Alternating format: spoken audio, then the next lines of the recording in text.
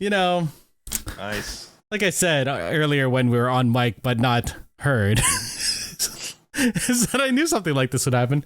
It's funny because I changed nothing in OBS, and obviously OBS decided to change some of the settings because why not? Why not, right? Software sentient now. What? So. Exactly. And because it's a fireside chat with just me and Hawk tonight, it's like, you know what? Let's just throw everything at the wall, see what's working, see what sticks, you know. Anyway, this is Geeks with Kids, the most broken podcast this side of the dreaming. Broken. It's working now. So we're going to be talking about Netflix's adaptation of the Neil Gaiman magnum opus, The Sandman. Like, it's very much his baby. It's the project that he could not, you know, just let someone to be like, you know what, we'll take care of this. We've got this. No. Over 30 years to get it to screen. Like, and I'm glad that they didn't just, you know, take it and make it into they were going to make it into a trilogy of movies. Could you imagine that there's 5 volumes of just Neil Gaiman's work? How would you do that? Oh man. Anyway, so we're talking about Sandman. It's the #1 streamed show in over 80 countries right now as of the recording of this. What is this? August 22nd. So, you know, that's crazy. But like every show, we're going to talk about what's good. Hawk, I haven't talked to you in a while. So what's good? What's going on with you, man? Just busy. You know, my day job mostly takes up all my time. My full-time staff's on vacation this week, so it's even more so. But yeah, I not into any. Let's see, have I been into anything new or exciting recently? No, I've actually just been binge watching old shows. Sweet. Well, you might as well talk about what show you've been binge watching. I just decided to throw on Community like I do every other year. So I've up to season 6 so far, and yeah, I think we got a little bit of news. Yeah, well, shit. I was gonna bring it up in the news, but we might as well talk about it now. Alison Brie was talking. Oh wait, no. So Alison Brie recently was talking about that there were conversations happening about a Community movie happening, and Dan Harmon, while doing press for, you know, Rick and Morty, which is coming. Season 6. Yeah, so he said that he confirmed what Allison said, that there's actually conversations and negotiations started for the movie. So, you know, that's amazing. Yeah, kind of. The promise that was made so long ago, 6 seasons in a movie. I mean, like, God, it must have been like one of the first hashtags that ever went viral. It was what? When did it end? Like 2016? It's got to be like 2015. Man, and that was when the weird ass season 6 came out, or was it season 5 that was weird? Season 5, right? That was the non-Dan Harmon year. Actually, Dan Harmon hasn't he been involved in all the seasons? No, he got booted from the show for one season, and then they brought him back. I know he was in 5 and 6 because I know him and Chris McKenna were responsible for a lot of writing that year. Or those 2 years. So yeah, must have been season 4.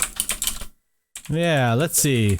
What season was Dan Harmon? He was not on season 4. He was replaced by Moses Port and David Gurasio, who had created the show Aliens in America a few years earlier. That was a good show. Not Community. You know, it's not really on the same. It's sort of a different genre. So I don't know where they're like, I mean, that's the weird thing about Community is like, you know, the players involved in the, you know, the whole concept of it. And that ended up becoming, you know, kind of weirdly great people. I mean, like Joe and Anthony Russo were directors and co-producers on the show. Wasn't one of the Fast and Furious directors also on that? I believe he did like all the paintball episodes for Community. Oh, okay. Community. No, I'm just gonna keep looking these things up on. We're in a Community loop, so Community paintball. This is exciting. Like, you know, can you imagine okay? How are they gonna do this? I guess it's maybe a reunion. Yeah, go for it. My concept. It's on Netflix. It is directed by Joe and Anthony Russo. Could you imagine? Oh my God. They probably would do it too. Oh no, I guess the Russos did paintball episodes. What am I thinking of? Oh, Justin Lin. Justin Lin did one. Oh. Yeah. Yeah. Yep. It's like I said, it does not belie the kind of talent that emerges from that show. Oh, it could even be an anthology episode, like, right, or a movie, right? It could just take like different vignettes over. Oh, I hope not. Actually, they did that sort of with Arrested Development in the last season, and it sort of got weird. Yeah. Anyway, I don't know. Like, I hope it's good. Dan Harmon is saying it's not a matter of if they're gonna do it now; it's a matter of when they can get everyone together, because they got to bring back Ken Jeong, and I'm sure he's doing something. I don't know. The Voice. What's his name? Joel McHale's doing Stargirl, right? He's always got projects. I don't know. Yeah. I think he'll. I believe this is the kind of thing that they would make time for. Mm-hmm. Possibly, Donald Glover would be the hard one to get. Yeah. I'm sure for a movie, I'm sure he'd come back for it, right? I would hope so. I'm still hoping for the Lando series with him. That's what I want from Donald Glover. Bring me back. Even, you know what? Give me a Han Solo TV show. Why not? Bring back. I like that movie. It was all right. Anyway, what else have you been watching other than Community? Everything? Well, I was gonna save it for my yum, but yeah, what's good? This is your yum. It's so good. It's the same thing. We're chatting. It doesn't matter. It's just us two, so we can talk about whatever we want. Okay. So my yum, since I didn't get around to watching The Old Man yet, my yum for this week will be Solar Opposites Season 3, which is now available in its entirety on Disney+. Did you watch it all? That ending, man. Yeah. I watched the whole thing. I watched up to episode 6 last night.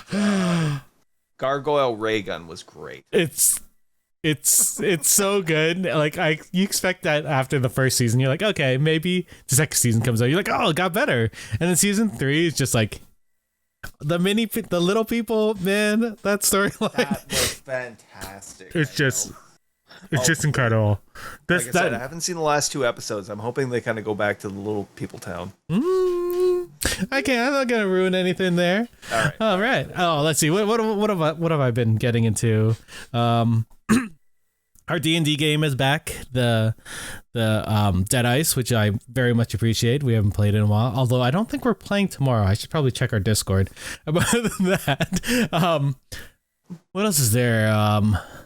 We have Lower Decks coming out on Thursday, which I am excited for. I still haven't seen it. I know they're the Star Trek podcast that we're on is going to talk about it, so we'll save that all for Thursday. Lock and Key released its 3rd season and final season on Netflix, which is, it's sad. Yeah, it's sad. I know. We've gotten to a discussion about shows coming and going like that, just all based on production, right? Like the whole. We'll get into the WB Discovery merger in the news. Other than that, I've been reading a lot of Sandman, which is nice because I haven't read it in a long time. And after watching the show, and then I had listened to the audiobook on Audible. They have 2 acts, Act 1 and Act 2, which covers. I can't even remember where Act 2 ends. I don't think I finished it, actually, to be honest. I really should. It just came out a couple months ago. But yeah, it's all been Sandman all the time. I also the PlayStation Plus, the not the essentials, the extra one. I'm on the 2nd tier instead of the base tier, so I get a bunch of free games, and I've been playing a lot of fun, not older games, but like other games. Stray, like I talked about last time. I've been playing Dead Cells, which I had on PC, but I've been playing a lot on on PlayStation 5. Dark Dead Souls, the remake. That's gorgeous and really weird compared to Elden Ring. And then there's are you playing Demon Souls? Demon Souls, not Dead Souls. Okay, the remake. Remake. Like, I know, like that company Blueprint did such a great job with it, and people were asking. I think it's called Blue Point. Is it? I thought it was Blueprint. You're probably right. To be honest, You're probably more right than I am. I'm very tired again. That's cool. Yeah, that it was just like such an amazing graphical update to an amazing game. People were asking like, why isn't there DLC in that? Well, it wasn't their job to write new content for it, and that it was to take what was there and just like refine it for like the next gen platform. It feels like a current gen game. Like the controls aren't funky. Sometimes they remake these old games and they keep it like the old. I don't know if the old controls were this good too, to be honest. So I have nothing to compare. I really wish I'd played it like remember when Shadow of the Colossus? The hell is that? What is what? I just heard a sound coming out from over here. Some like a wow. That's weird. Yeah, and Shadow of the Colossus got a remake a little while ago, a number of years ago, and they made it a little bit better. But I remember playing the old one, and it was like, oh man, this is a clunky ass original game, but fun. Man, the new one is good. I've also been playing Spider-Man, Marvel's Spider-Man. Remember that on PlayStation 4, PlayStation 5? Oh, yes. It also came out on PC, I believe, last week, and it looks as good as just last week. I think Tuesday. Yeah, of last week on PC. So they usually do a big release window after it came out on PS5 a year ago. Wait, when did PS5 come out? A year ago? 2 years ago now? About 2. Oh man, it does not feel like there's been 2 years worth of games on the PS5. There's like 2 Christmases already that have passed that this was not under my nose. But it's coming out now, I guess, in more abundance. Like I keep on sending you things like, hey, look, there are more stores with it. Weird. But yeah, I have it on PC now, and it looks as good as the PS5. It loads not as fast as the PS5, still pretty fast. It was Robbie Monster following. That was the sound. Yeah, totally. Thanks for the follow. And then, I have all. Ooh, you disappeared. There you go. There you're back. Okay. Sorry. There's a lot of configuration settings on the computer that I really like. Like you can do custom ratios for the screen size, and like it looks as nice. I wish I had an ultra wide. My nephew has an ultra wide, and he's been playing it on there, and he sends me pictures, and I'm just like, what? You can see like all of New York with Spider-Man swinging. Like it looks gorgeous. It's a very nice game. I love the game. Like I have the statue sitting from the original PS4 release just sitting on my desk right over here. I can literally reach it, but I don't want to accidentally pull out a cord, and we already had enough issues with this stream. So yeah, I really like it. I haven't played it on my Steam Deck yet. I feel like it would make it explode, but it's verified to play on there, like God of War and Horizon, not Zero Dawn. Yeah, Zero Dawn, the first one. No, the first one. Okay, sorry. Forbidden West isn't on PC yet, but yeah. Yeah, cool. All right. Nice. Oh, speaking of God of War and that, yeah. Pre-orders are available for Ragnarok now. That's coming out soon, isn't it? November. You're gonna have to get a PS5 by then. I know. Like, do you pre-order? Are you gonna pre-order it? Are you gonna pre-order for PS5? Wait, is there a free upgrade for PS4 to 5? I imagine there has to be that. I know they're killing that program, so why would they do that? Because it's 2 years in and they need money for PS4 stuff. Well, then make sure the product is in stock. That's what they're slowly doing. You can get it, although you can't buy it at Toys R Us anymore. They killed all of their video game sections. I don't know if I said that on the news. Anyway, What other news do we have? WB and Discovery merger is killing everything. Yeah, another reason the world sucks right now. Yeah, so they've killed off all their animated stuff in the merger. They killed the Batgirl movie. They killed the upcoming Scooby-Doo sequel. And, other than, the animated stuff, they've also killed off over 200 Sesame Street episodes and Late Night with Elmo. Like all this, it's a lot of children's programming, which I thought is strange. All they're doing basically is just throwing available content into some sort of vault, like they're Disney back in the 90s. But they're also doing it so that they don't have to pay residuals to any of these creators, which is a really shitty thing to do. I know not WB, Discovery has a lot of reality TV, and apparently you don't have to pay residuals to reality TV show stars. Oh no. So it's just contract and everything and that, it's like everybody's just glad to be there. It's all cost cutting and all that shit. What a shitty way to go forward. I think other than this, we'll just, because I want to talk about Sandman soon. House of Dragon premiered last night on HBO Max, and it killed the HBO Max app and Crave and a bunch of other services that it was streaming on. You haven't seen it. I watched it. I couldn't get on because it crashed Crave here and that. I could not even sign in to the Bell Media server. You sent me a message like, I can't get into Crave. I don't know what's happening. I was like, I think everything died. And then I checked it. He's like, yeah, everything died. I thought, for some reason, I thought my account had been hacked and when I couldn't sign into it and then I just realized nobody was getting in. No, nobody. It crashed. Like it was HBO's biggest debut ever.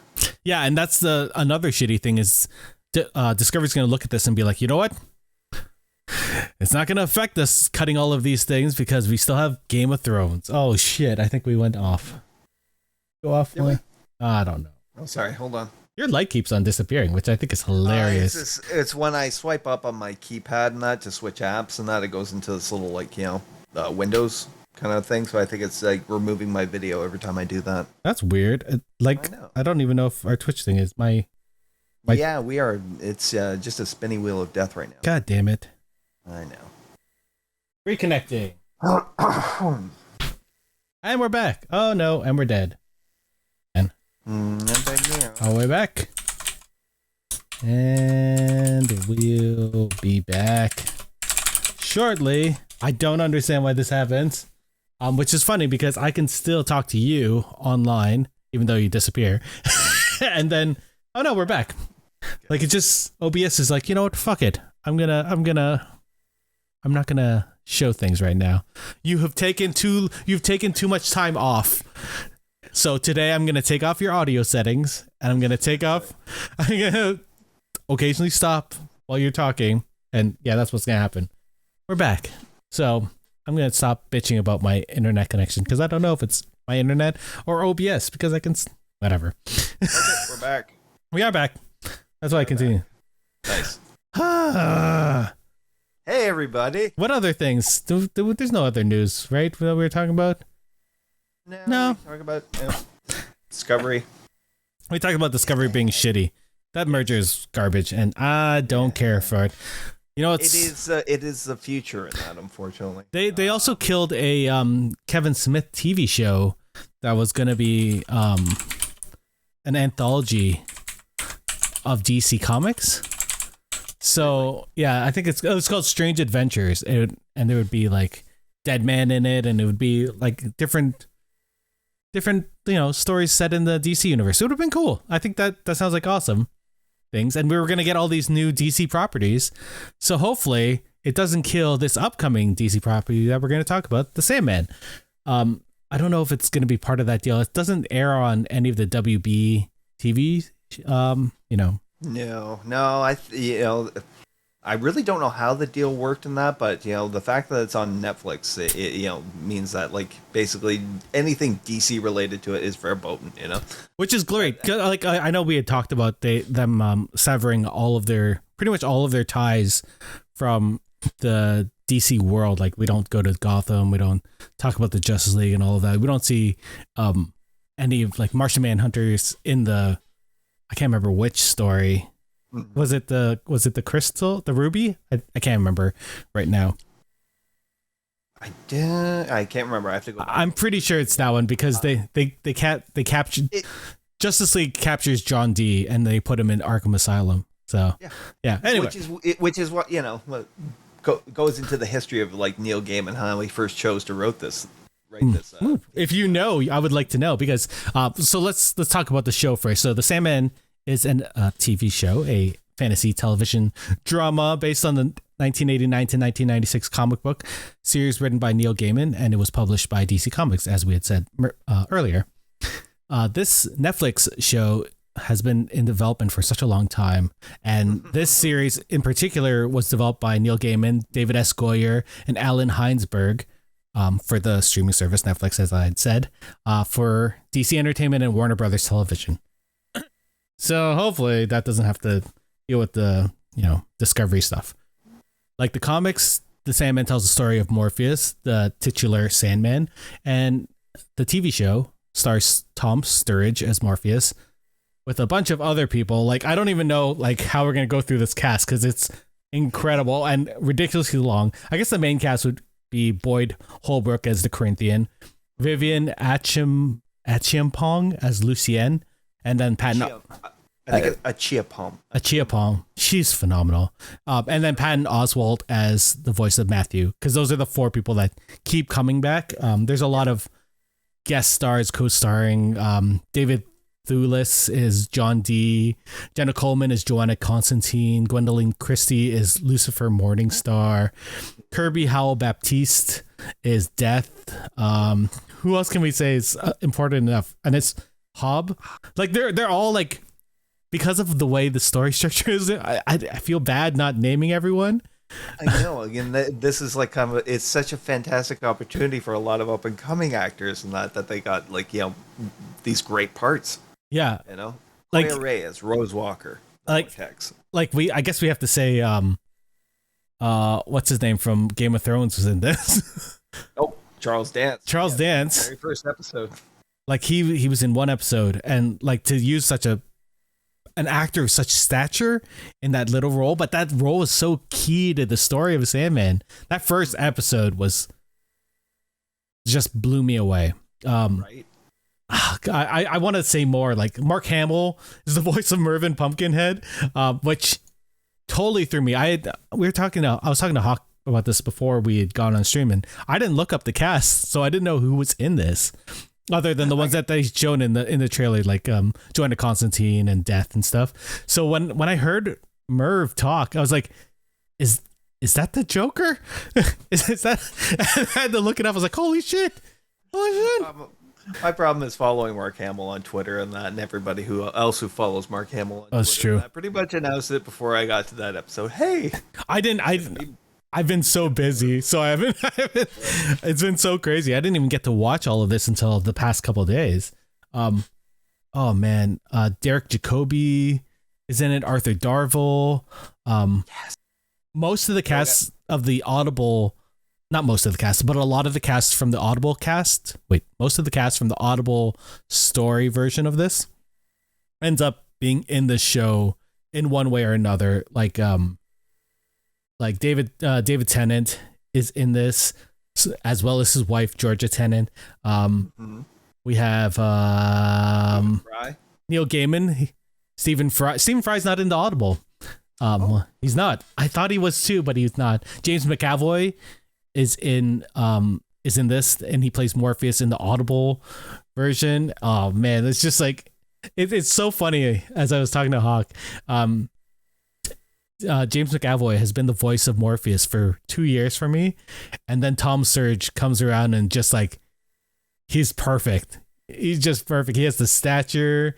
He has everything. Oh my god, I should talk about the short summary of the actual whole series. Morpheus, also known as Oneros, the Shaper of Form, Lord of Dreaming, the Dream King, Dream Sneak, the Cat of Dreams. There's a number of personifications that he goes by. He is Dream, and one of the 7 Endless. And this, not God, but like a demigod, I guess. They don't really, and they don't say that they're gods, but because they serve people, the Endless. It's a weird like deity type thing. It's all about the belief in gods and that. So I mean, gods they probably knew in ancient times that people still believed in, probably died out. Well, they talk about that in Calliope too, right? Yeah, they are forms of gods that actually have still have like a hold in the realm of people. Because they're sort of essentials in people, right? Like desire or despair or death. Destiny. Oh man, we didn't even get to see all 7 of the Endless in this. We saw 4, I believe. I think it was 4. We got Dream, obviously. Dream, Death, Desire, we got and Despair. And that was it. Yeah.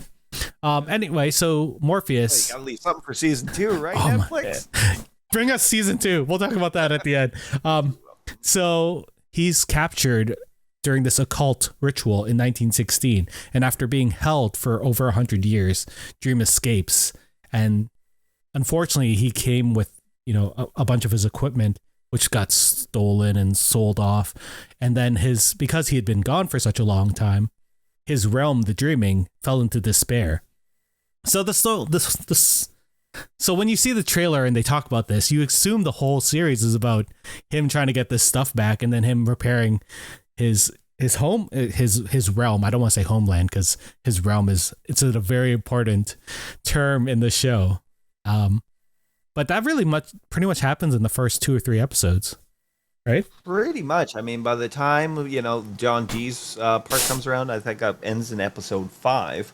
Mm-hmm. He has pretty much reacquired everything in that, and now finds himself basically like dealing with the aftermath of what happened to him. 100 years in isolation, away from everything. Yeah, I guess that's what the whole first series is. We had talked about how this series might be weird for people watching because it doesn't flow like a regular TV show. This is a graphic novel, so each story and each episode can sort of be self-contained. They did some changes to make things overarching, like they introduced the Corinthian a lot earlier, and they sort of made him part of his disappearance. Yeah, I think, right? Oh yeah, I mean, like they in casting, Boyd Holbrook as the Corinthian and that, I guess they wanted to have like an actor and a villain cast that people could have throughout the run of the series, and that it's obviously an easy TV thing, and that good versus evil, and that everybody's got to have a hero and a villain in that.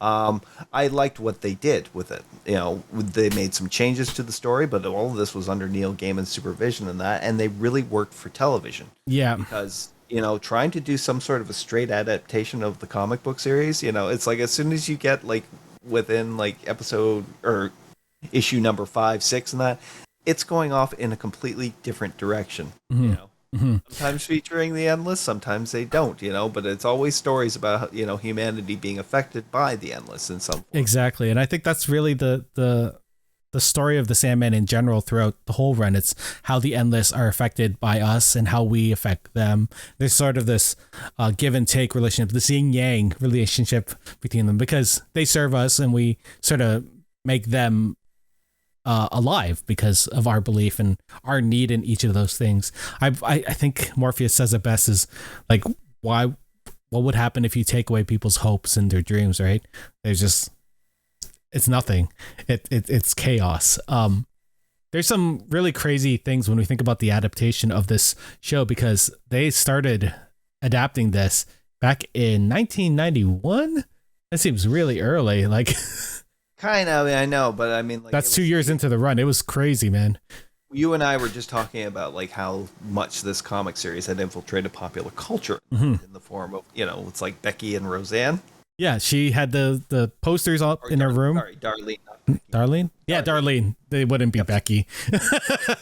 Not Becky. And she would be reading the graphic novel on her bed and stuff. And which obviously, when I watched Roseanne when I was a kid, I did not know any of this stuff. I was 8 in 1989.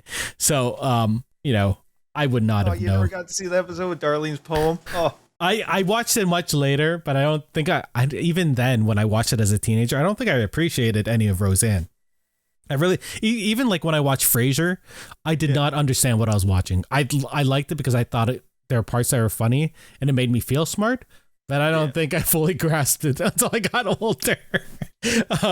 So the Sandman, they started to tried to make this into a film in 1991, and it went into development hell. Obviously, this is such a big project. In 2013, David Goyer of Batman Begins fame and all of those other comic book adaptations, he started to work with Warner Brothers on bringing this to the screen as a possible trilogy.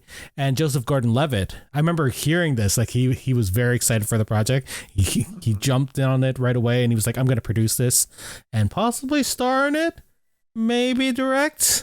And I was like, you know what, I could see him as Dream, maybe. Totally. I don't recall his British accent. He doesn't seem like a tall person. I always expect Dream to be tall and lanky, like a British man. So, although I really like him as an actor. So if there was anyone who, at that time, I was like, yeah, fuck, he would obviously make a good Dream. Unfortunately, he left the project in 2016. Just, there's a lot of creative distances. That's a long time. That's 3 or 4 years to develop a project and it go nowhere. Right? You can only stay on a project.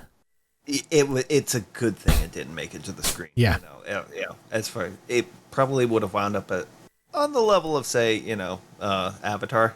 Oh, I don't know if it would be that bad. I don't know. It's like, if, even if he's a big fan of that, there would have been a ton of executive producers and that. Yeah.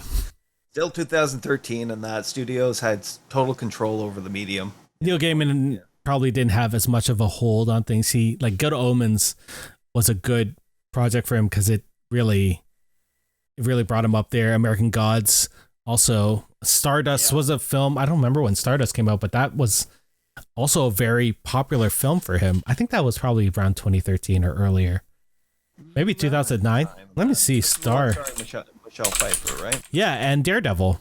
This was 2007. Holy shit. Oh, so there was a lot of time before then. So he exited the series. Definitely benefited by lining up on a streaming medium. I mean, like, it took a lot longer in that, but like, basically, this was the best possible outcome. Yeah, long form is way better for this, especially for the type of story it tells. When all the disconnected storylines coming together, even in the graphic novel, like the trades. Some of the stories don't really, they do make sense, but they're weird, right? Like in the order that they're in, the way they came out, and man, it's so good though. Like if you read on the whole, it's so cool. Like the second volume, we were talking about this, starts off with the story, A Dream of a Thousand Cats. Like, can you imagine reading this and being like, where did this come from? Just after the vortex had been, destroyed. That was the previous episode, the previous storyline. So you're just sitting there, you're like, the fuck? Where did this? Oh, wait, sorry. Calliope came off after the vortex, and then Dream of a Thousand Cats in the graphic novel. Oh, in the graphic novel. Okay. So you're sitting there like, what? Where did this come from? Yeah, I mean, it really was a stretch of the imagination back then. It's like you read these things, for the stories that they were telling in the particular issue, and that not for some sort of overarching plot line in that. It's like you're not going to get that with this series. You're going to get minor characters, nobodies in that, who are somehow affected by the dreaming or by the world of Morpheus and the Endless. And that's really the whole point of it. I mean, like, that's Neil Gaiman himself. The guy, literally specializes in storytelling. Yeah.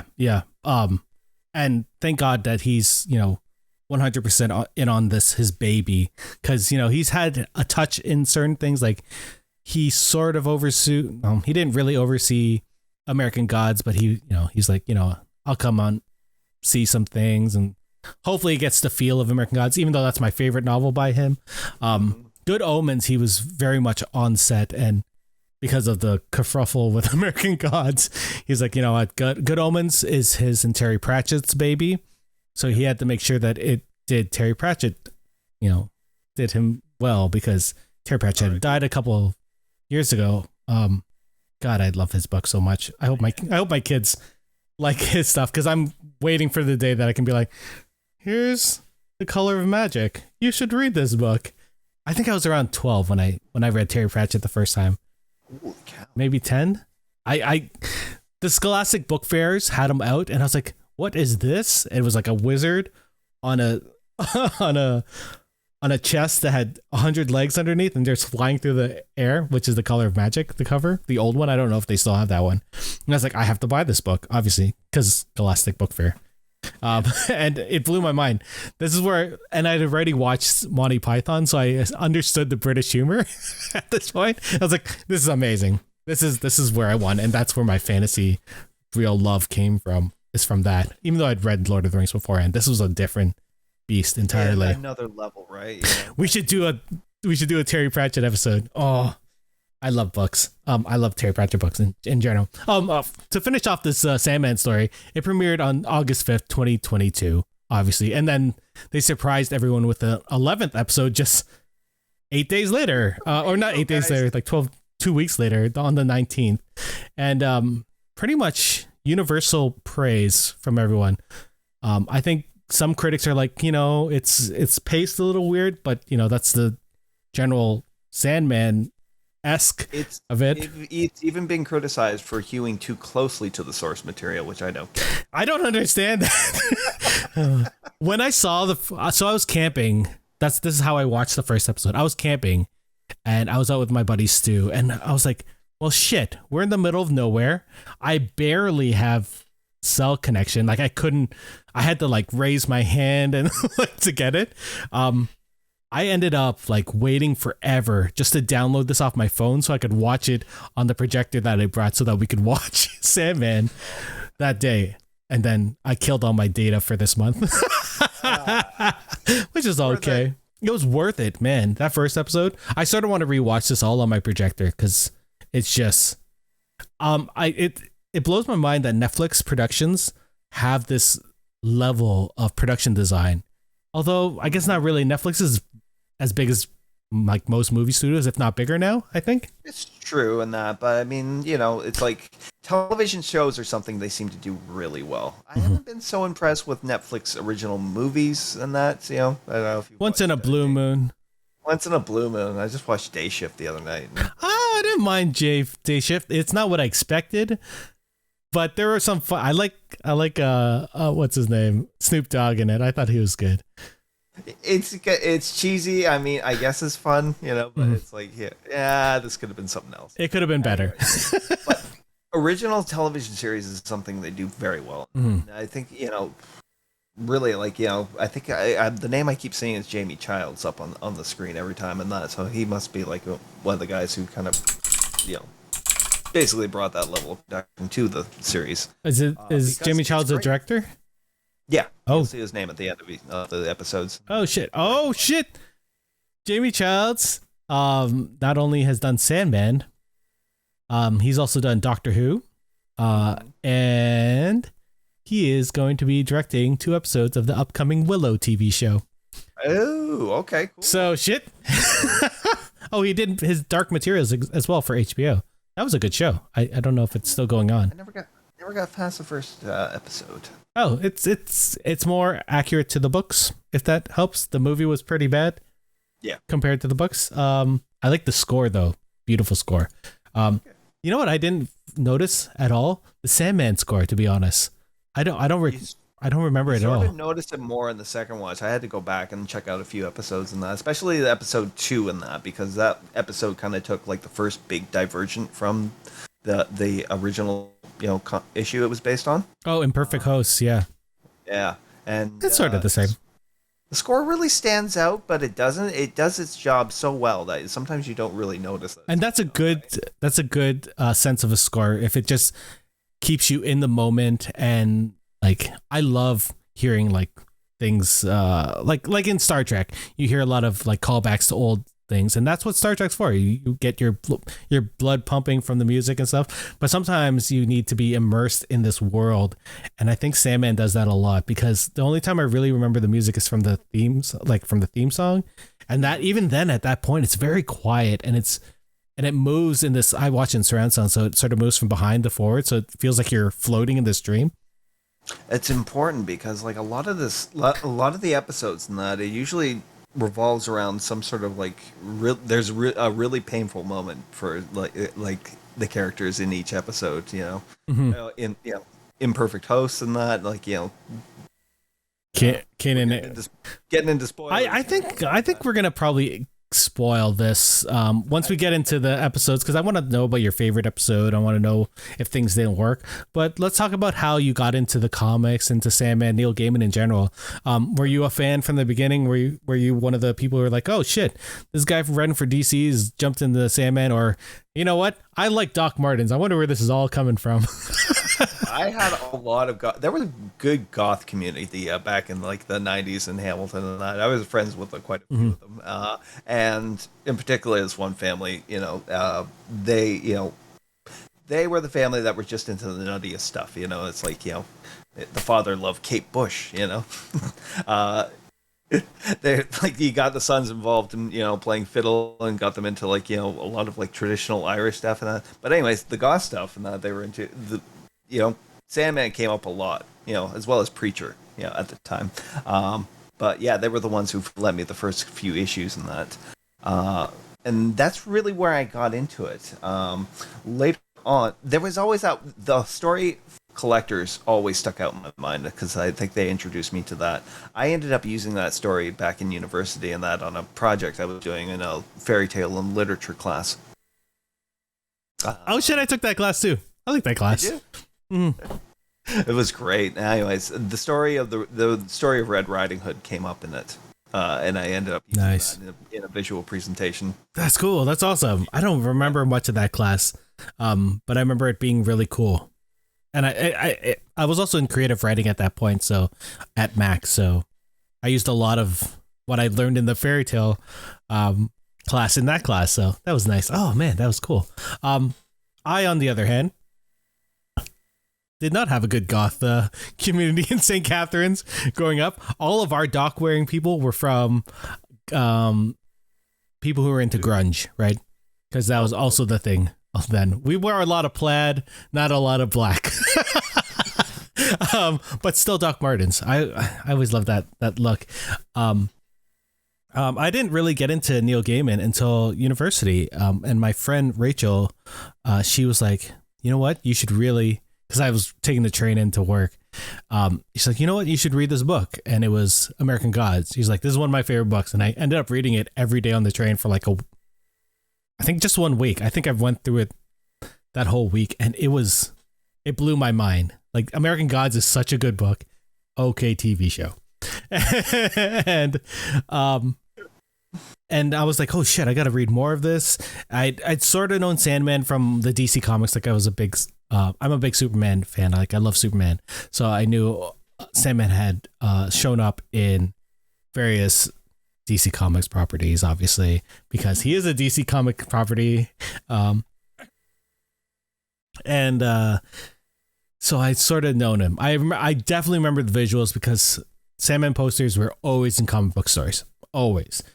Would that be the ones, the Dave McKean illustrations that you do for them? For sure. Especially the ones that are sort of like triptychs, where they have Oneirus in the middle. Why did I call him Oneirus? I don't know why. Morpheus in the middle. Yeah, but to go to that one is such a random pull. And then it's usually him in the middle, like half of him in his star eye, and the thing. That's the one thing I wish they did in the TV show, the starry eye. They didn't really. There's a little callback to it in that in Imperfect Host. Is there? When he goes to the Sea of Dreams and that, and he sprinkles Gregory's ashes. Oh man, you can see the reflection coming back as the starry eyes and that. Oh, I gotta watch that. Oh, that's so cool. So I ended up going and reading a bunch of his books, and a bunch of his comic books, including Sandman. But I also went through my bookshelf and I was like, oh shit, I have Good Omens, and it was like my Good Omens copy is my most read book because I love that book because I love Terry Pratchett, as we said earlier. And I was like, oh shit, this is by Neil Gaiman too. And that's my Neil Gaiman thing. But reading this for the first time, I was in my 20s when I read Sandman, like fully read it and really understood it. And that's a great time to read it. It is nothing like anything you've read. Like, it's such a weird but cool, and it felt like it's very subversive. Yeah, because we keep saying DC in that, but really it's like DC created a label in that for this kind of material, which was Vertigo. Because they needed to do something that could allow them, that kind of free them to explore more adult issues. Yes, in the series. Which Neil Gaiman took full advantage of. Thank God. Yes. It's still funny seeing seeing like Batman and Robin show up in these books, or like there's a good portion where he goes through the Justice League trying to find out where his Ruby is. That's in one issue. I think it's Dream a Little. Nope, not Dream a Little Dream. It's issue 5 or 6 or something like that in the graphic novel. With John D and that, but it's well earned in that, because like from the story I heard is that Gaiman was hired as a writer for DC for this label and that, and they kind of gave him carte blanche to go through old characters from their back catalogs and that they were hoping to kind of resurrect for like the 90s, and he chose this character Dr. Destiny, in which to kind of backdoor Morpheus into it. Yeah. What's so funny is that John Diaz showed up in like Arrowverse and stuff like that. So it's not even his first live action shit. No, but the character I think goes back to the 60s. Yeah, this guy who uses the power of dreams and that through this a red ruby to change reality in that. And the Justice League had a hard time. He gave the Justice League a very good run for the money, and they ended up imprisoning him. Could you imagine, like, just how he took this random ass character and then pulled it in? He even brought in the original Sandman from the old comics, like the one with the gas mask, and included him his hat and the noir thing, and included him into this story of Morpheus. Like, he had been part of the sleeping, like all through the sleeping sickness, he was affected by it too. Like, man, Neil Gaiman. That's his game, though, in that it's the interconnectedness of mythologies, and that it doesn't matter how far mythologies span around the world, and that it's like as an expert in it, as like he's like, I think he has a PhD in it, in like fairy tales and mythology, and he this is him exploring that background, and that he just interweaves like mythologies from all over into everything, and that it's all interconnected. It's the multiverse, back in the day. Oh man, it's such a, and he took it and made it such a mature and like it was so varied and so well interwoven into his world. Like, it felt real. Like, you go to Gotham and it doesn't feel like, oh, here's this weird gothic place that only appears in comic books. It felt like a real place, a grungy real place. That's why I guess they picked Buffalo for it in the live action one. Oh man, what'd you think about them sort of severing ties with all the DC Comics stuff in the TV show? You know what, I was fine with it. I didn't have a strong inclination for them to, it's like, oh, it'll been so much better in that if they had done that. No, I came into this for Neil Gaiman stories and that, which 100%, yeah, it's like like DC like characters showing up in the comics was just kind of a little icing on the cake every now and then. But he had so much original content that its exclusion was fine, and it freed them up so much, and that and business wise, it was more than likely the right decision. I know when I was watching the first couple episodes, I was like, what, I wish they sort of kept some of the little things like Arkham Asylum and going to Gotham. But now that I think about it more and like actually watch the whole series, I was like, you know what, I don't want that at all. I don't want them to go to Gotham. I like it that it feels like it lives in our world.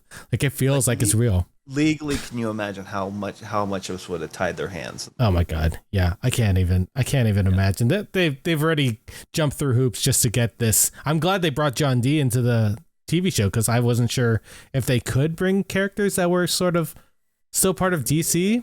Yeah, I know, but again, the big one in everybody's mind was John Constantine, and that. But they found a good workaround that. John D, they might have even lost the rights to that character. Who knows? Who knows? They didn't really So care. they brought in Joanna Constantine. They actually talked about, so they had Tom Ellis play Lucifer on the Lucifer TV show on Netflix, and then they had Matt Reeves play John Constantine through the Arrowverse and through the Fox. Was it a Fox TV show? The Constantine show? I remember that. It was basically like their adaptation of Hellblazer. Yeah, and it was pretty good. And then they're not bad, actually. And then they ended up bringing him into the Arrowverse because they'd liked the actor so much, and they'd connected. Look, it sounded like everybody thought John Constantine. Perfect. Even though I do love Keanu Reeves, bring back his American one. I'd watch that shit. They ended up during the crossover event on Arrowverse.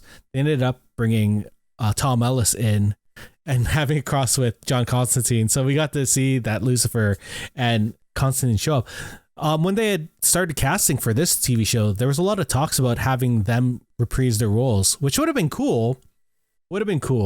But I think it would have been weirder for Tom Ellis's Lucifer because he had the Lucifer on the TV shows after he had left hell, and the one we encounter here, he's very much, or I'll go with they're very much still in hell and still. He's very good. Angels and demons are supposed to be genderless anyways. Yeah, so they haven't left hell, and they're very much still wanting to be in hell. I don't know if I don't know if that's the right way of phrasing that, because I don't think anyone wants to be in hell still. You also get to see Mazikeen. You're the ruler of hell. Too. You kind of want to be there. I guess. I don't know. I guess he got bored. That's what Lucifer ends up doing, is they get bored and they leave and they want to experience, Earth. And I really like the Lucifer run that Neil Gaiman did a long time ago. So when I watched the TV show, the Netflix one, I was a little weirded out because it was sort of different. But they did a great job. They ended up getting Jenna Coleman to play Joanna Constantine, who shows up in the comics much later, because we do meet her as, I guess, not much earlier. Yeah. I meant later in issues. Yeah. Then again, earlier in time. In earlier time, yeah. Lady Joanna Constantine was a figure from like the 18th century. Yeah. Yes, I guess. Yeah, let's go with that. Elizabethan era. Yeah. And man, Jenna Coleman, fantastic as Joanna Constantine. And I wish we got more with her. She doesn't play much in the first book. She doesn't even play much in the second book. There's like, that's the thing about these Sandman things, like everyone keeps coming in and out of these stories. Yeah. And I guess that's why you can get these awesome actors to do this. Oh, I know. It's like, the Sandman as a series as a whole is a cast of like hundreds of people. Were there standouts in this cast? Like obviously Tom Sturridge is phenomenal as Morpheus, right? He has the posture, he has the voice.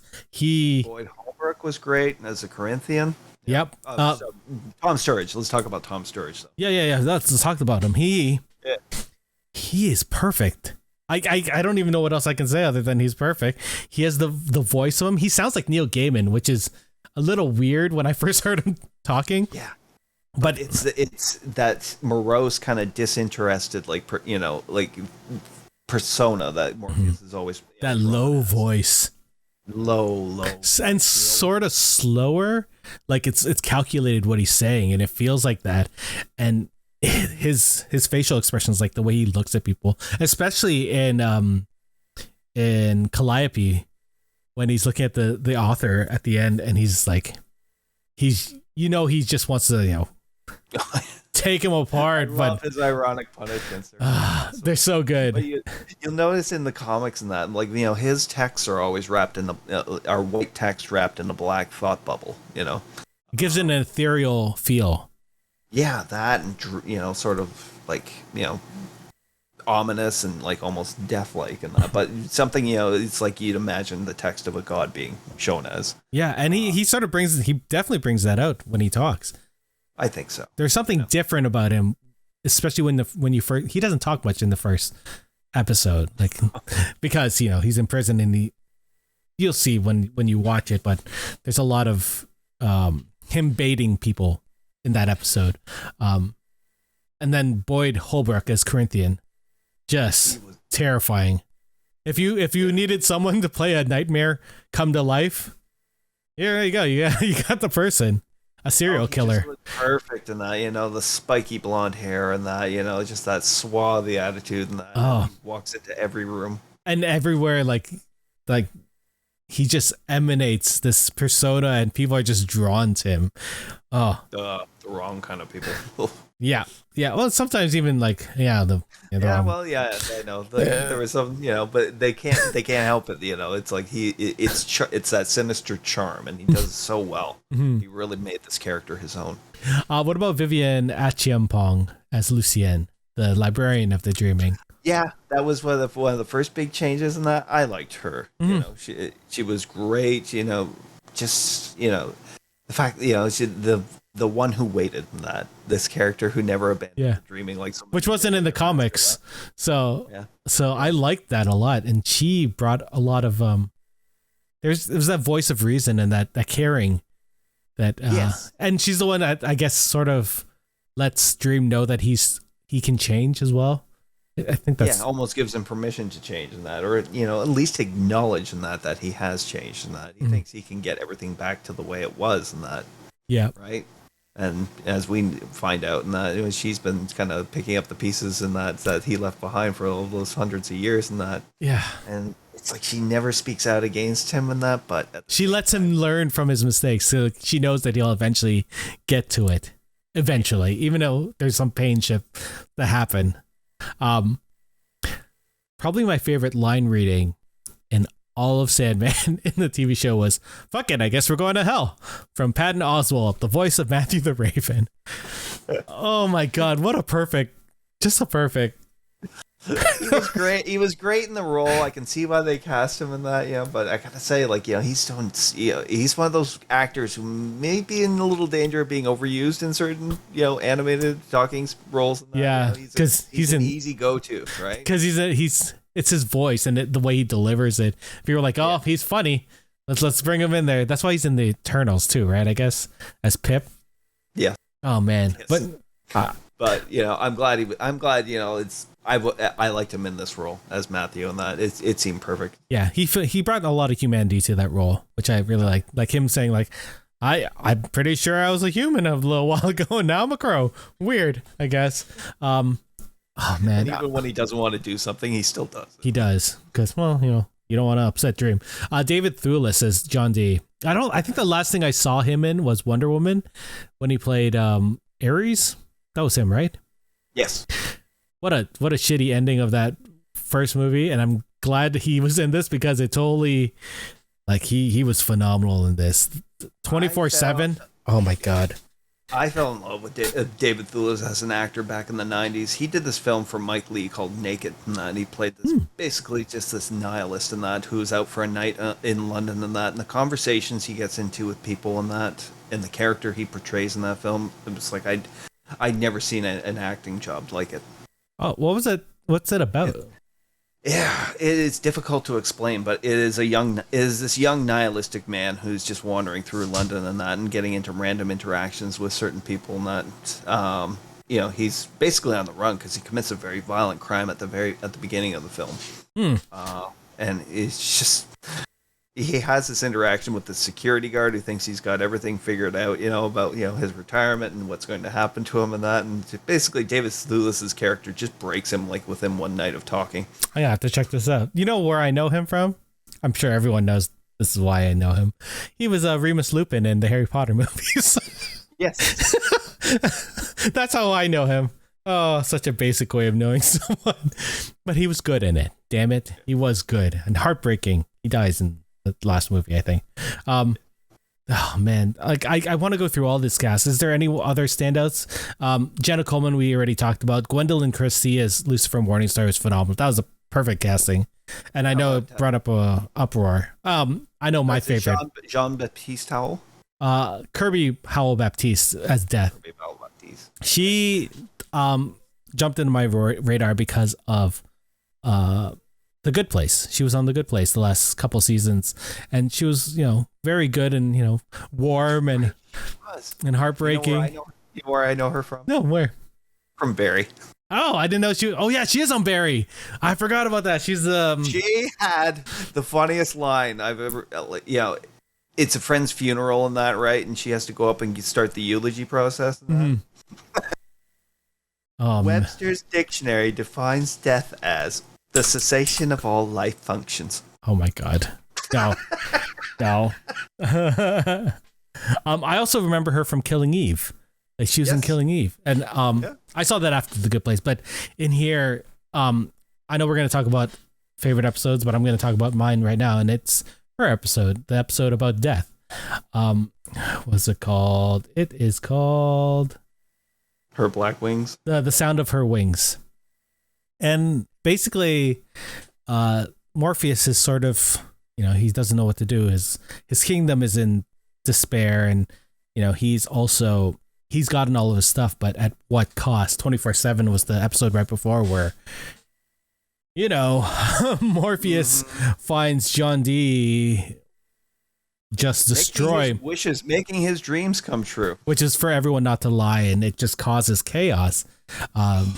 That's also up there, but the sound of her wings, Death, his big sister, ends up bringing him alongside him for a day, just to see what he does, what she does, and to take her and her. Yeah, that's it. In context, I mean, like with the series and that, like again, shot for shot, like the whole thing where she meets up with him at the fountain and the park at the picnic, and he's throwing food on the ground. You know what you get when you feed pigeons bread?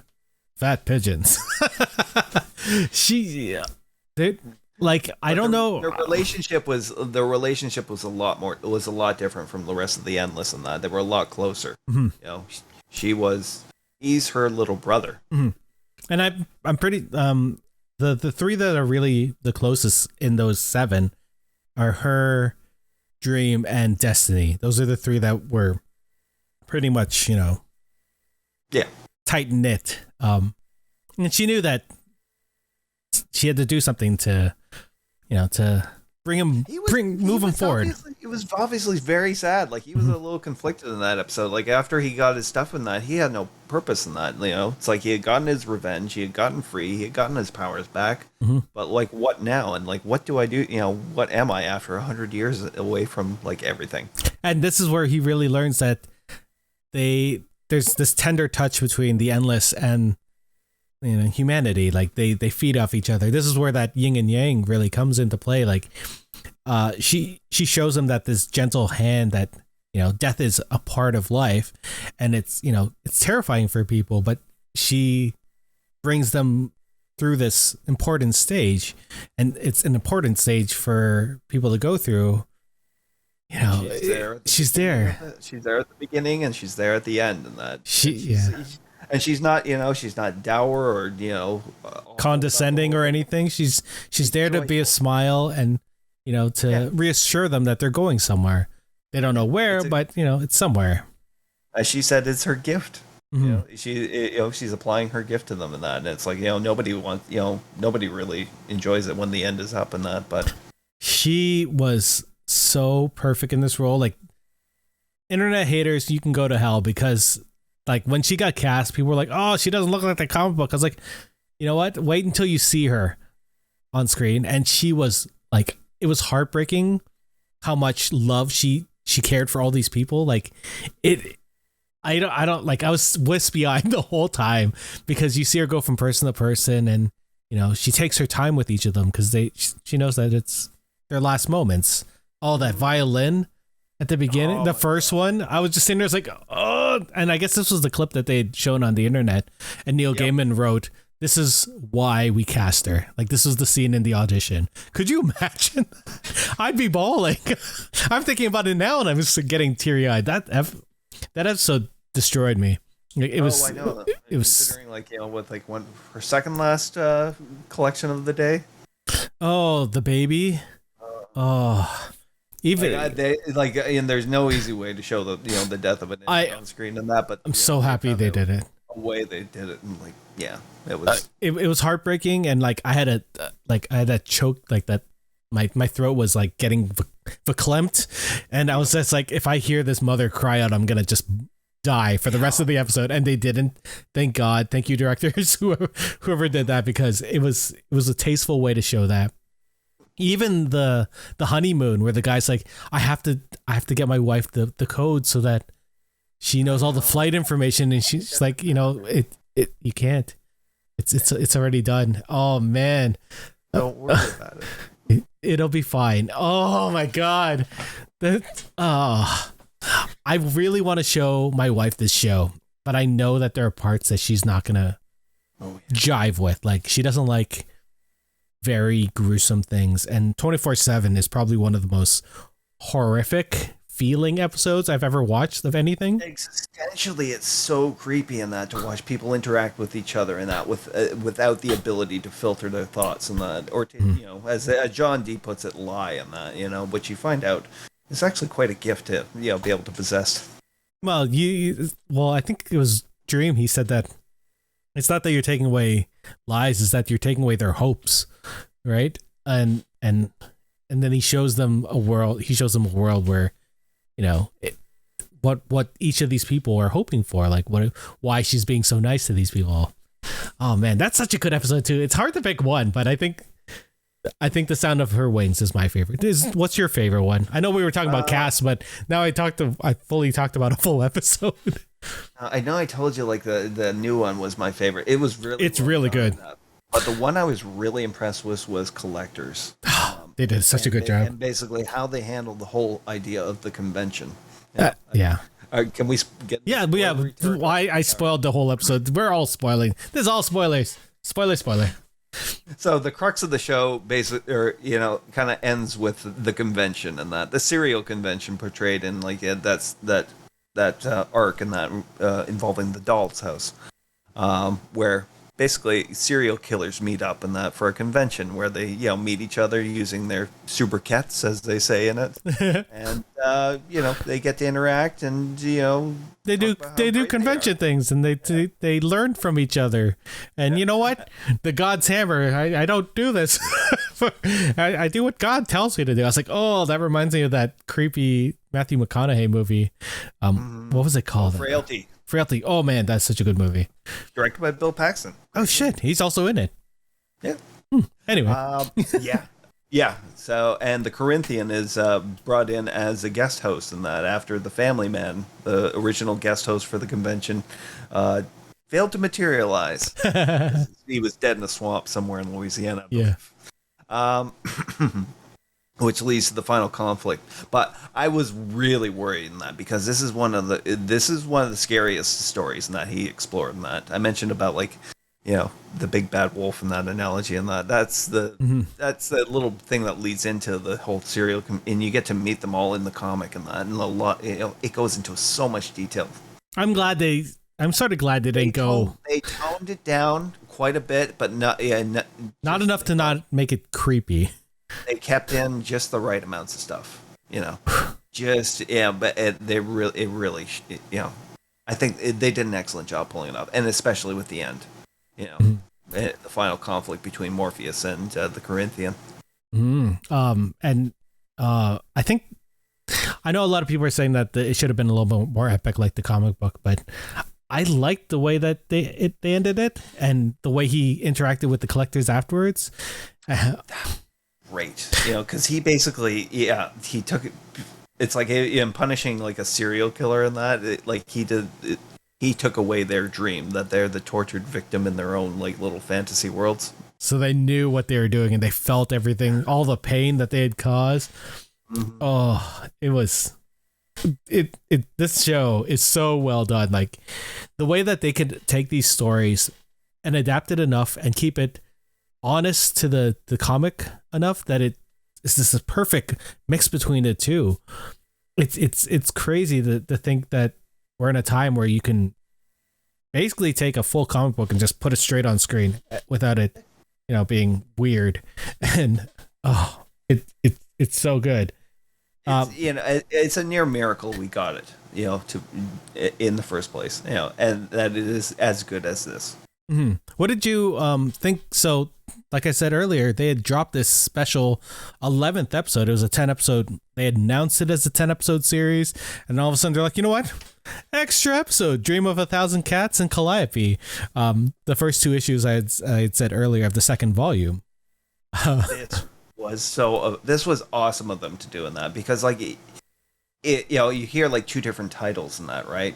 And what I realize is that this episode plays closer to the actual feel of the series, where you could just basically you pick up an issue in that and you're reading something in that might have something to do with Morpheus, might not. He always shows up at some point. Yeah. But he's definitely not the protagonist in the story. Yeah. and that alone really made this extra episode feel like the Sandman. You know, that It's like an anthology, right? There's stories that it's about the dreaming, it's about Morpheus, but it doesn't always have to be centered around that person. yeah, man, Dream of a Thousand Cats. You know, stylistically going with an animated style. Mm-hmm. I Still didn't. felt natural, but it was so good. It really. You know what it made me recall was the animated version of Watership Down I saw years ago. Oh my god, the nightmare one, the nightmare-inducing one. We were talking about having a movie night at my house and outside. Maybe I should do Watership Down. They gotta get traumatized, everyone. I watched that as a child. I'm pretty sure I was their age. I have a friend from high school. I interacted with her like on Facebook a couple years back, and we started mentioning Watership Down. She's like, "I cannot hear that theme song without crying," you know. And I was, the Garfunkel of Bright Eyes song. Oh no. The dream. I send her links and that to the. You're mean. So Dream of a Thousand Cats has an amazing. This is the one I was talking about earlier that has a lot of the Audible cast. But it has Sandra Oh in it. She's not in the Audible cast, but she should be. Rosie Day. So Sandra Oh is the Prophet. Rosie Day is the Tabby kitten. David Gaiassi as the Gray Cat. Joe Lycett as the Black Cat, Neil Gaiman as the Skullcrow. That's the one thing I missed was in the Audible book, it's narrated by Neil Gaiman, so you constantly have his voice in your ear, and he's just like, I don't know how they could have done that in the TV show. Yeah, it wouldn't work the same, I don't think. In that, it should be Morpheus narrating, so it would have had to be Tom Sturridge. That's why he talks like Neil Gaiman, I assume. No, Neil Gaiman, James McAvoy, who plays Morpheus in the Audible cast. He plays the golden hair man in Dream of a Thousand Cats. David Tennant as Dawn, Georgia Tennant as Laura Lynn, Michael Sheen, who plays Lucifer in the Audible cast as Paul, Anna Lundberg as Marianne, Nanzi as the Wyvern, Diane Morgan as the Griffin, and Tom Wu as the Hippogriff. Oh man, that cast, so good. Like you were saying. When you watch, it's the closest in style to the graphic novel. Like it feels like it was drawn the same way ish, without it being a straight ripoff of the comic book. No, the animation was superb. The story it was so chilling, you know, and yet it was such depth to it. Did you see what Neil Gaiman wrote on Twitter? No. So many people have been like, my cat is entranced by this episode. And Neil Gaiman's like, I don't think all these cats should be watching this episode. Because the premise of the episode is that because of dreams. Yeah, go for it. Yeah, it's your episode. So basically, these cats are all escaping their homes one night to go out for just. They all seem to be meeting, and they all congress in this park and that to listen to the words of this one called the Prophet, and that the Siamese cat that shows up to tell her story. And she tells her story about how she was a kept cat, you know, in a nice house with, you know, what she thought were nice people. And they fed her and they comforted her and they kept her warm and that. And she fell in love with a tabby outside her home and that. They had Congress, obviously. Yeah. And from that came some beautiful little mixed kittens. But as the owner, as the husband said, that she was a prize-winning, like, you know, papered cat and that, and these were just little bastards and that. So he took all her babies away from her and put them in a sack and threw them all into the river. There's this episode of Tom and Jerry. I don't know if you've seen this, where Tom and Jerry go to heaven and hell, and because you know how they treat each other, they go to hell. And in heaven, the first thing you see is this wet bag roll open and a bunch of kittens come out. And you're like, oh, that's cute as a child. But as an adult, you're like, oh. Yep. Well, there's no mistaking intention in this one. Nope. They did it well, but it's just like you're sitting there with your hands cupped over your mouth. Yeah. Watership Down memories. So yeah, after that she leaves and she basically goes on a journey and finds herself. She wants to know why this is, why the cats have to put up with this from humans. Mm-hmm. And she takes a journey through the land of the dreaming. until she finally meets the Dream King himself in his cat form. Yeah. We get to see 3 different forms of Dream in this episode, in this series, and that's awesome. She asked Morpheus why it is so, and he said it was that a long, long time ago, and that cats were the dominant species, and that cats were much bigger than humans, and that humans would tend to them 24 hours a day, but would also be their prey at night when they went out hunting. Mm-hmm.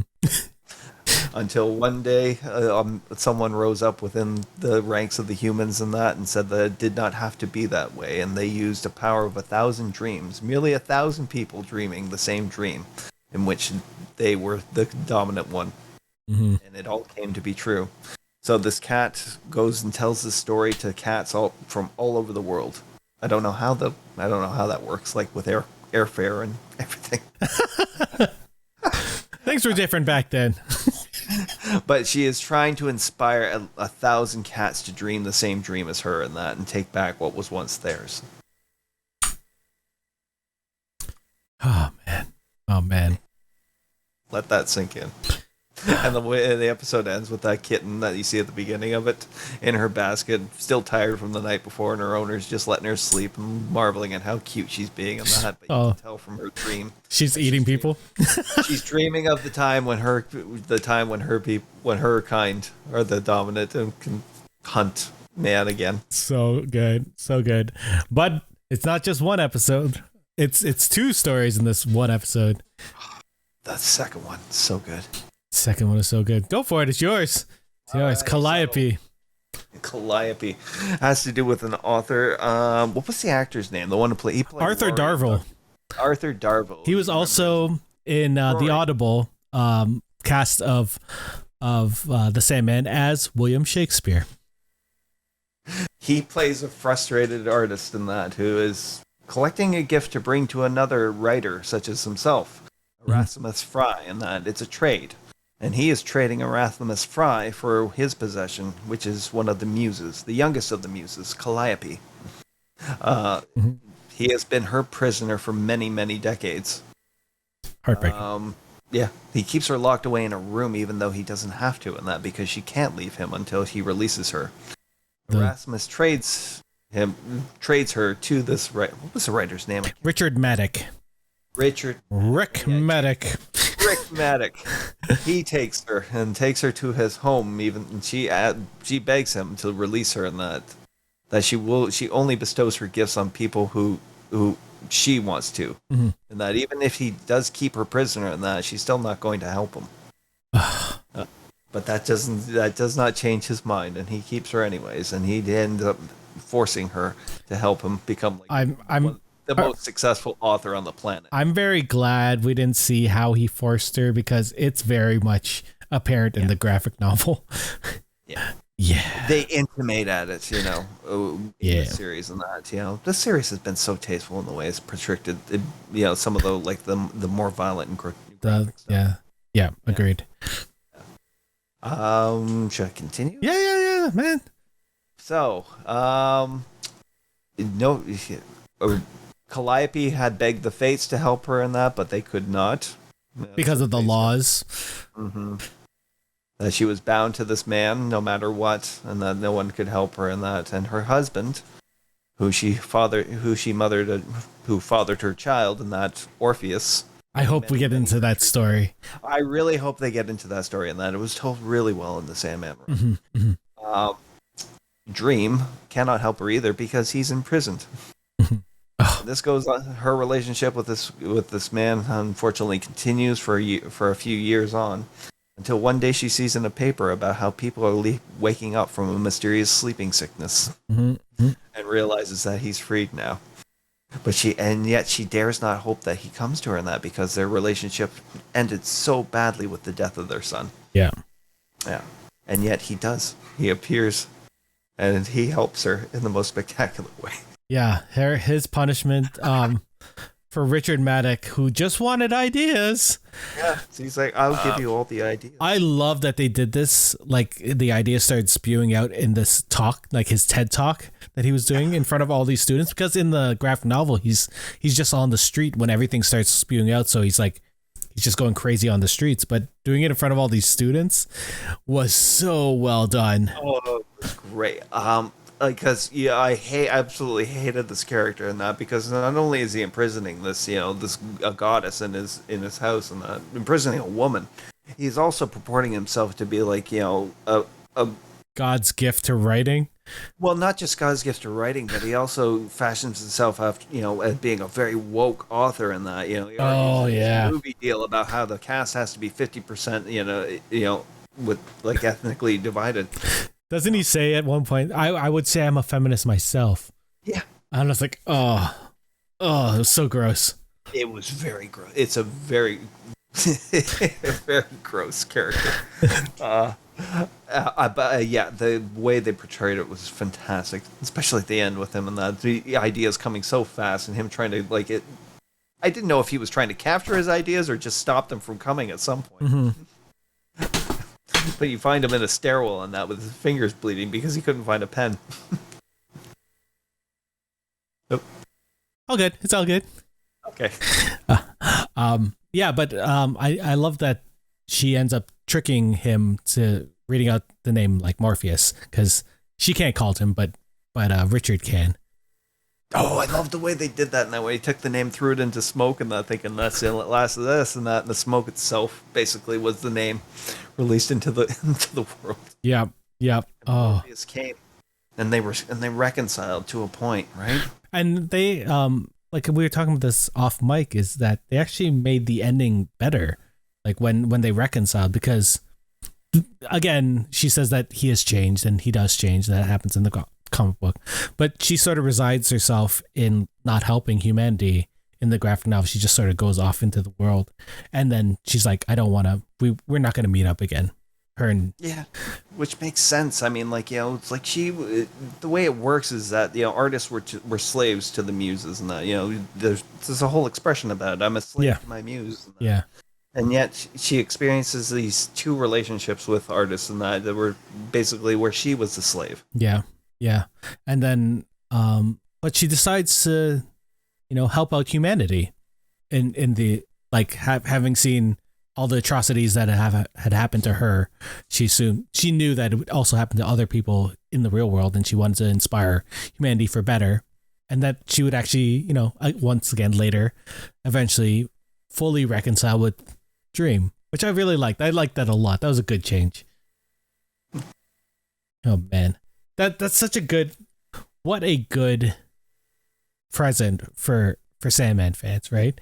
2 weeks later, I know a bunch of people that have watched it like 2-3 times the series, but to have an extra episode and just be like, you know what, we appreciate you, fans. Neil Gaiman, gorgeous. Thank you for doing that. Right now, I'm hoping the fans appreciate what we have in that and are going to be, diligently working on that to ensure that we have more in the future. Yeah. So Neil Gaiman today on Twitter, or recently on Twitter, was someone had asked him, when do we hear news about season 2? And he's like, you know what? Sandman is a really expensive TV show, and even though the show has been number 1 for 2 or 3 weeks now, Netflix is waiting until the first month of viewership is done, because they want to see if it's worth it for them to bring back, because they have a really good show. They could just stay with this one season that was really expensive and still get people to watch it again, because they know people are going to watch it a number of times. But if the viewership is good, I'm going to watch it again a couple of times before. Before throw out a few hashtags on Twitter and that, save Sandman. It's already come to that point in that. Yeah, like Lock and Key earlier. Yeah, we were talking about it earlier in that. It's like even streaming services, it's like are no guarantee that the show you love is actually going to be saved or going to be on there forever anymore. Yeah. Who knows? Hopefully there's some way we can save Infinity Train in some sort of digital or some means. If only the technology existed. Yeah, exactly. But for Netflix, Sandman, if you haven't watched it, watch it a number of times. I'm gonna watch it again. I'm gonna try and get my wife to watch it. Do that. She'll like it. I think she will too. The first episode, I was like, I think my kids could even watch it. The first episode's not scary. it just builds the world. Like, yeah, but then they're gonna want us. It's like what? then they're gonna watch more. I was watching 24/7 when my kids came downstairs to talk to me about something, and I was like, I paused it, and I was like, you cannot watch this. You can't watch this episode. Oh yeah, you cannot watch this episode. Not in this. You're gonna get nightmares, and there are things I don't want to explain right now. Please leave, children. They're like, but I want to watch. I'm like, no. Flat out no. Superhero show, Daddy. I saw Wonder Woman somewhere. No, God, no.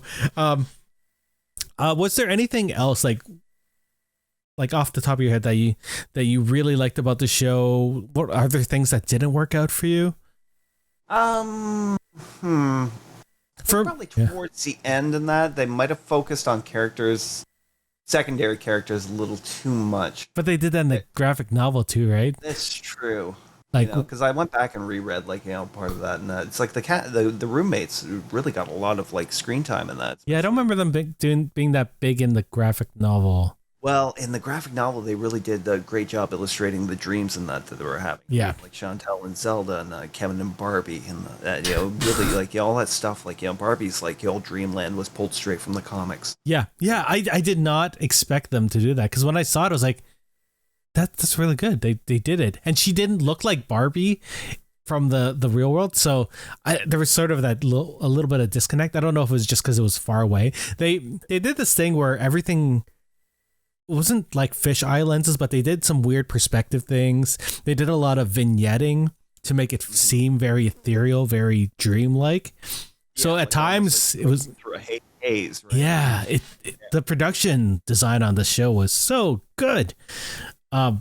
It was, but it was also, it made me feel uneasy at times, which is good for the show.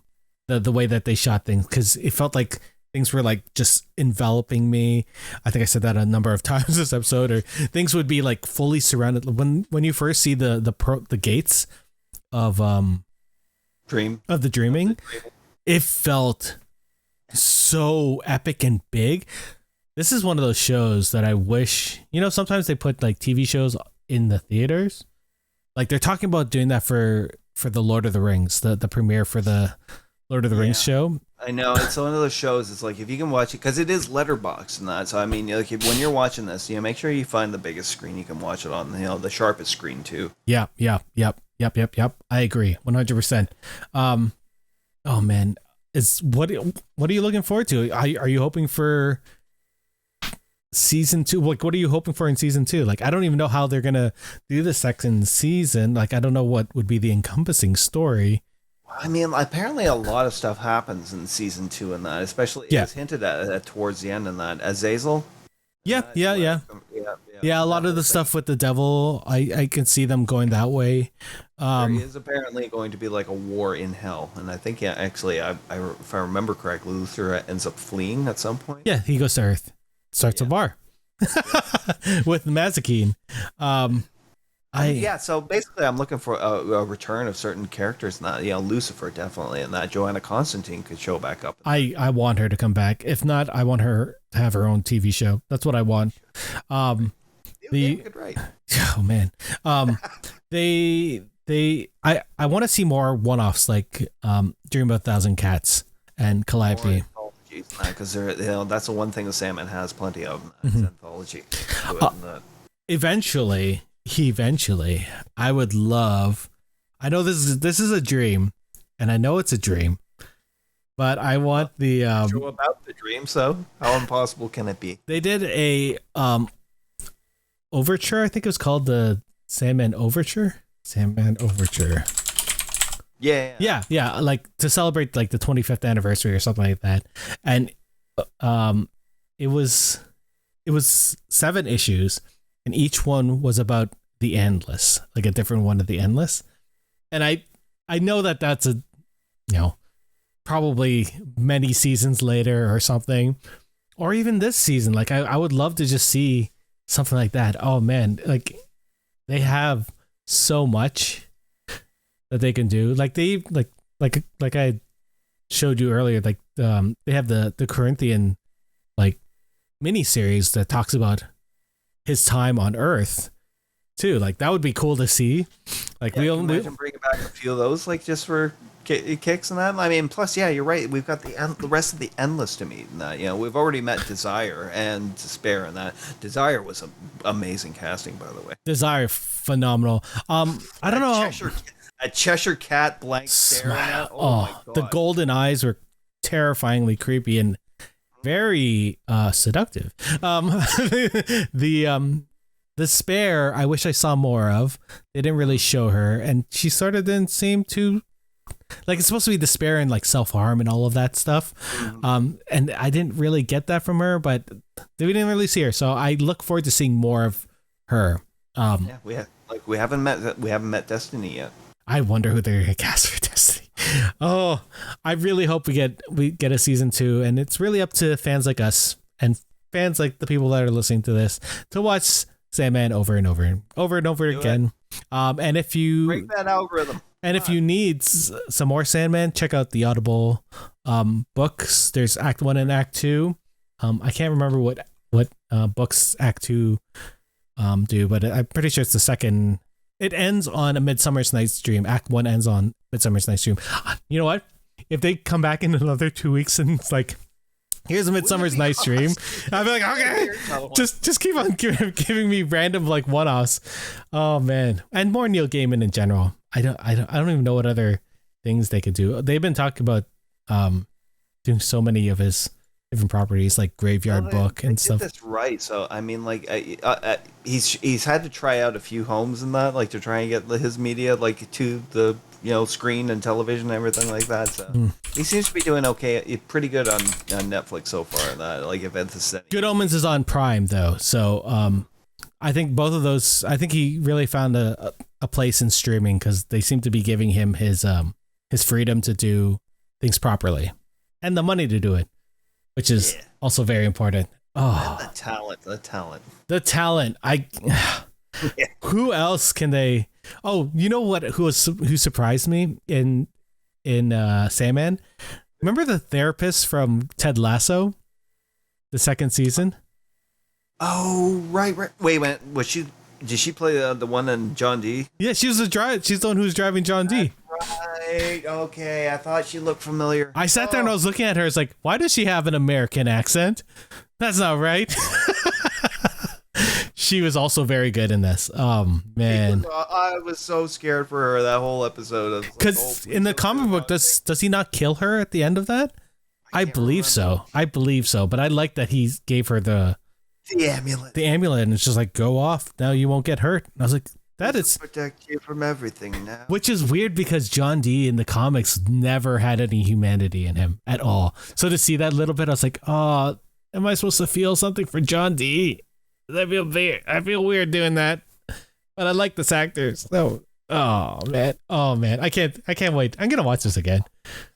100%. I can't. Yeah, 100 times. I'm gonna watch this, and then I'm gonna watch Top Gun. I'm just joking. All right. Well, I think that's it for us, right? I think it was a good. We covered everything. I think I don't know how much more I could gush about this forever. To be honest, this has been. That we're in an age where this quality of TV shows, something that is out there, and that something so niche back in the 90s. I don't know if it's niche. It was very popular.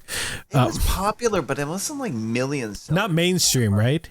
No, it wasn't mainstream, but like it was enough of it was out there that it showed up. It washed up on your shore at some point. It's like them making an Eternals movie. Oh.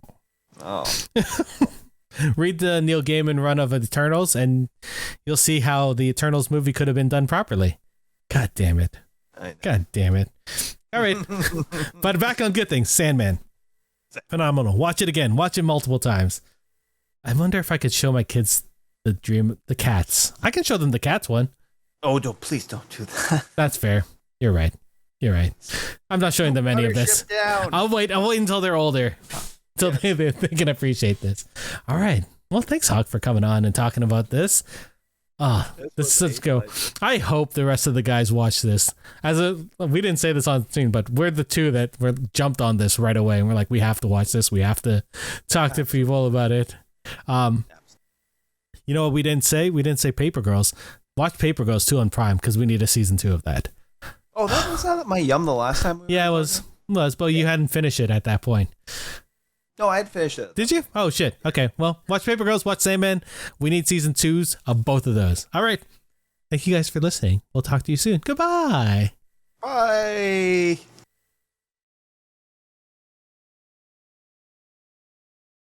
You can send us an email at podcast@geekswithkids.ca. And don't forget to like us on Facebook at facebook.com/geekswithkids. Follow us on Twitter at geekswithkidscn. Check out our pics on Instagram at geekswithkids.